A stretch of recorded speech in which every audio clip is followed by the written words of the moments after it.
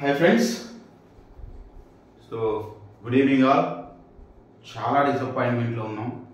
ఇప్పటి వరకు చూసి ఎదురు చూసి ఆల్మోస్ట్ వాళ్ళు ఈసీ చెప్పినప్పటి నుండి రేపు వస్తుంది అని చెప్పేసి ఎదురు చూసి ఏమైందంటే కళ్ళు కాయలు కాసిపోయినట్టుందన్నమాట పరిస్థితి.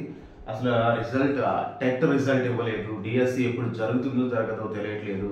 అలా ఈ గందరగోళ పరిస్థితులు ఉన్నాయన్నమాట. సో అసలు ఈసీ కూడా ఎందుకు ఇంత ఆలస్యం చేస్తుంది అనేది అర్థం కావట్లేదు. వాళ్ళు maybe they are busy with some big fish, maybe they are dealing with some Kejriwal, Kavitha. Okay, వీళ్ళ గురించి ఏమైనా పట్టించుకోవటం ఎక్కువైపోయి మనలాంటి చిన్నవాళ్ళ గురించి పట్టించుకోవటం మానేశారేమో. కానీ వాళ్ళ దృష్టిలో మనం చిన్నవాళ్ళం కావచ్చు, కానీ మన నంబర్ ఒక 5 లక్షల మంది. 5 లక్షలు అంటే వాళ్ళ ఫ్యామిలీస్ మీద డిపెండ్ అయి ఉన్న వాళ్ళు ఇంకొక 10 లక్షలు, మొత్తం ఒక 20 లక్షల దాకా మొత్తం అటు ఇటుగా మన మీద డిపెండ్ అయి ఉంటుంది. ఇంతమంది అభ్యర్థులు టెన్షన్ పడుతుంటే కనీసం క్షేమ పుట్టినట్టు కూడా లేకుండా ఎందుకు వాళ్ళు ఇంత నిర్లక్ష్యం చేస్తున్నారు అనేది అర్థం కావట్లేదు. అయ్యా ఈసీ గారు, సెంట్రల్ ఈసీ గారు, మా మనవిని అర్థం చేసుకోండి. Please try to consider our problem. So ఏదో ఒకటి చెప్పండి. ఎగ్జామ్స్ జరుగుతాయా జరగవా? ఎన్ని లక్షల మంది ఎంత టెన్షన్తో ఎదురు చూస్తున్నారో తెలుసా మీకు? అసలు వాళ్ళు ఎంత ఆరాట పడుతున్నారో తెలుసా? ఎంత ఇబ్బంది పడుతున్నారో తెలుసా? మెంటల్ టార్చర్ అనుభవిస్తున్నారు. మీకు అసలు ఏం అర్థమవుతుందో లేదో మాకైతే తెలియదు, కానీ మా అభ్యర్థులందరికీ మెంటల్ టార్చర్ ఒకటి అయితే తయారైపోయిందన్నమాట. జగన్ గారు, సో మీరు చేసినటువంటి పనికి ఇప్పుడు మా అభ్యర్థులందరూ ఎంతో ఇబ్బందులు పడాల్సి వస్తుంది. అసలు మీకు ఫస్ట్ ఆఫ్ ఆల్ డిఎస్సి ఇవ్వటం ఇంట్రెస్ట్ లేదు. ఇంట్రెస్ట్ ఉన్నట్లయితే ఎప్పుడో 2023లో నా డిఎస్సి ఫినిష్ అయిపోయి ఉండేది. మీరు చేసినటువంటి నిర్లక్ష్యం వల్ల, మీ నిర్లక్ష్య ధోరణి వల్ల ఈ పరిస్థితి ఇక్కడి వరకు వచ్చింది. ఎగ్జామ్స్ అంతే, ఎలక్షన్స్ అని తెలిసి కూడా నోటిఫికేషన్ ఇచ్చారు. ఎలక్షన్లో ఇలాంటివన్నీ పాసిబుల్ కావాలి తెలిసి కూడా నోటిఫికేషన్ ఇచ్చి ఈరోజు మా పంపం ఉంచారు. ఓకే, సరే, మీ దగ్గర మీ చేయి దాటిపోయింది. ఇప్పుడు ఎలక్షన్ ఈసీ గారైనా సరే ఓ నిర్ణయం తీసుకుంటారేమని చెప్పేసి ఇంతవరకు ఎదురు చూస్తూ ఉన్నాం. సో ఎక్కడి నుండి కూడా ఎలాంటి రెస్పాన్స్ రాలేదు. సో దయచేసి దీనికి ఒక ఫుల్ స్టాప్ పెట్టండి. ఎందుకంటే సో ఇన్ని లక్షల మంది ఇన్ని విధాలుగా ఇబ్బంది పడుతుంటే అసలు ఎంత దారుణంగా ఉందంటే పరిస్థితి. చాలా ఇబ్బందులు పడుతున్నారు అన్నమాట లక్షల మంది. ఓకే, సో మీరు దయచేసి ఈ విషయాన్ని ఏదో ఒకటి తేల్చండి. మాకు జరిగిద్దా జరగదా? ఫస్ట్ ఆఫ్ ఆల్ అది జరిగితే జరిగింది, లేకపోతే లేదు. జరిగిద్దా జరగదా అనేటువంటి విషయాన్ని మాత్రం చెప్పండి. చెప్తే మేము ఏదో ఆల్టర్నేటివ్ వెతుక్కుంటూ, ఎంతోమంది గవర్నమెంట్ ప్రైవేట్లో జాబ్ చేసుకునే వాళ్ళు కూడా పాపం వదిలేసి వచ్చి కోచింగ్లో కూర్చున్నారు. వాళ్ళ పరిస్థితి ఏంటి? మళ్ళీ వీళ్ళు పోతే వాళ్ళని ఎవరు తీసుకుంటారు? మళ్ళీ జూన్ వరకు ఖాళీగా ఉండాలి ప్రైవేట్ పరిస్థితుల్లో. ఓకే, ఫ్యామిలీని వదిలేసి ఓకే వాళ్ళు వచ్చి కోచింగ్ సెంటర్లో కూర్చున్నారు చదువుకుందామని చెప్పేసి. అది లేదు, 4-5 సంవత్సరాల నుండి కోచింగ్ సెంటర్లో కూర్చొని చదువుకున్న వాళ్ళు ఉన్నారు. అది వాళ్ళకి సమాధానం లేదు. ఎంత దుర్భరమైన పరిస్థితులు ఇవి. ఎగ్జామ్స్ జరుగుతాయా జరగవా చెప్పండి. మాకు ఏదో విషయం చెప్తే కానీ మేము ఏదో డిసైడ్ అవుతాం కదా. రోజు మాకు ఎందుకు ఈ మెంటల్ టార్చర్? అర్థం చేసుకోండి మా నిరుద్యోగుల బాధ కూడా. సో ఇప్పుడు జరగకపోతే ఫర్ ఎగ్జాంపుల్ నెక్స్ట్ ఇంకెప్పుడు జరుగుతాయో అర్థం కాదు. మళ్ళీ రేపు జూన్లో జరుగుతాయా, జూలైలో జరుగుతాయా, లేకపోతే మళ్ళీ 1 year పట్టిద్దా తెలియదు. ఎందుకంటే గవర్నమెంట్ రావాలా, గవర్నమెంట్ వచ్చి రిజల్ట్ దాన్ని సెట్ అవ్వాలి, మళ్ళీ దీని అన్నిటి గురించి ఆలోచించాలా, మళ్ళీ దాన్ని ఒక ఎగ్జామ్ ఒక ప్రాసెస్ గాడిలో పడేసరికి మినిమం 6 months మనం చూస్తూనే ఉన్నాం. ఆల్రెడీ తెలంగాణలో చూసాం. డిసెంబర్లో ఎలక్షన్లు అయిపోయి నవంబర్లో జరగాల్సినటువంటి ఎగ్జామ్ డిసెంబర్లో ఎలక్షన్లు అయిపోతే ఇప్పటి వరకు జరగలేదు. అంటే ఇప్పటికీ 4 నెలలు గడిచిపోయింది. మళ్ళీ ఎప్పుడో జూన్లో అంటున్నారు. అది కూడా పర్ఫెక్ట్ ఒక డేట్ ఇవ్వలేదు. అనౌన్స్మెంట్ అయితే చేశారు, బట్ డేట్స్ మాత్రం జూన్లో అంటున్నారు.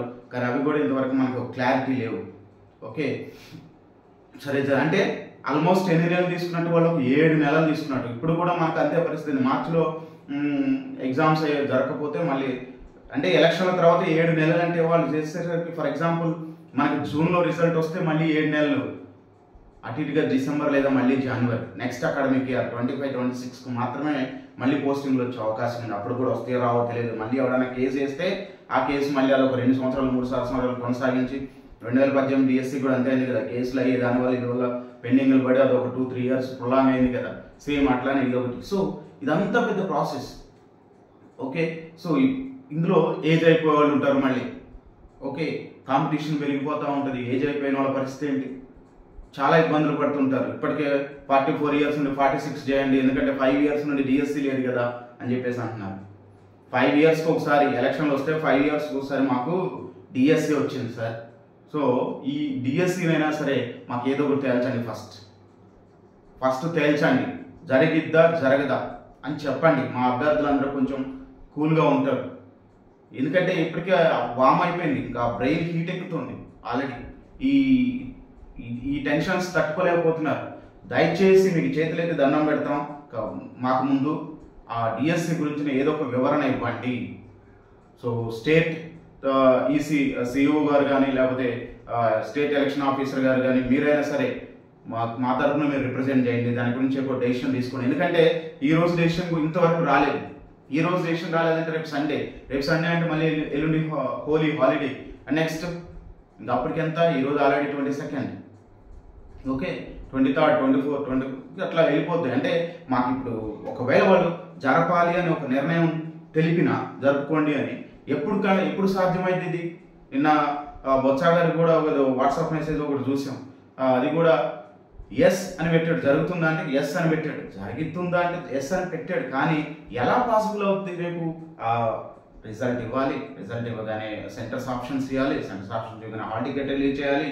సో ఇదో మినిమం ఒక 1 వీక్ అనే టైం పట్టింది కదా. ఇదంతా ఒక ప్రాసెస్ చేసుకోవడానికి. సరే అప్పటికప్పుడు మీరు హాల్ టికెట్లు ఇచ్చేసేసి మేము ఇచ్చేసాం మీరు రాయనిపోండి అంటానికి కూడా మైండ్ ఒక రెడీనెస్ అనేది ఉండాలి కదా, సంసిద్ధత. ఆ రెడీనెస్ కూడా ఎట్లా ఉందంటే పరిస్థితి జరిగిద్దా జరగదా అనే ఒక డైలమాలో ఉండి ప్రిపరేషన్ కూడా చాలా కష్టమైపోతుంది. ఈ సడన్ గా మీరు ఒకవేళ రేపు కండక్ట్ చేయండి అన్నా కూడా ఎలా పాసిబుల్? అది పీపుల్ ఎలా, మన ఆస్పిరెంట్స్ ఎలా ప్రిపేర్ అవుతారు, ఎలా రాస్తారు?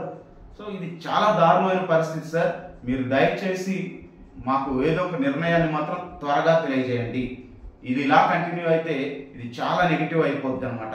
సో కాబట్టి మీరు దయచేసి దీని గురించి ఒక నిర్ణయం తీసుకోండి. మీరు ఏదైనా పెద్ద వాళ్ళ గురించి ఆలోచించాల్సి అనుకుంటే ఆలోచించుకోండి, కానీ మా చిన్నవాళ్ళ గురించి కూడా, మా ప్రాబ్లం కూడా ఆలోచించండి. మేము కూడా టెన్షన్ పడుతున్నాం. సో మాకు చాలా ఇబ్బందులు ఉన్నాయి. మేము ఫ్యామిలీని రెస్పాన్సిబిలిటీస్ ఉన్నాయి. ఓకే, పిల్లల్ని హస్బెండ్ని లేకపోతే వైఫ్ని వదిలేసి వచ్చి సెంటర్లో కూర్చున్న వాళ్ళు ఉన్నారు. వీళ్ళందరూ చాలా ఇబ్బందులు పడుతున్నారు. కాబట్టి మీరు దయచేసి ఏదో ఒక నిర్ణయం తెలియజేయండి. ఓకే, మా అందరి తరఫున మేము రిక్వెస్ట్ చేసినాం. ఓకే, మీరు కంపల్సరిగా దీని గురించి ఒక నిర్ణయం తీసుకోండి. అభ్యర్థులందరికీ మనవి, ఈ వీడియోని బాగా లైక్ చేయండి, షేర్ చేయండి. ఎందుకంటే మన ఆవేదన అనేది అందరికీ రీచ్ అవ్వాలి. ఓకే, అందరికి రీచ్ అయినప్పుడే ఈ ఆవేదన సో మేబీ నేను ఒక్కడి మాట్లాడుతున్నాను, కానీ నా ఒక్కడి మాట చాలా మంది మాట ఇది, చాలా లక్షల మంది మాట ఇది. మన అందరి తరఫున నేను మాట్లాడుతున్నాను అనుకోని ప్లీజ్ లైక్ చేయండి, దీన్ని షేర్ చేయండి, ఎక్కువ మందికి రీచ్ అయ్యేలాగా, వితిన్ 24 అవర్స్లో వీడియో వైరల్ అయ్యేలాగా ప్లీజ్ లైక్ చేయండి, షేర్ చేయండి. ఓకే, సో ఇది ప్రస్తుతానికి ఉన్నటువంటి ఇన్ఫర్మేషన్. మళ్ళీ కలుసుకుందాం. అంతవరకు సెలవు.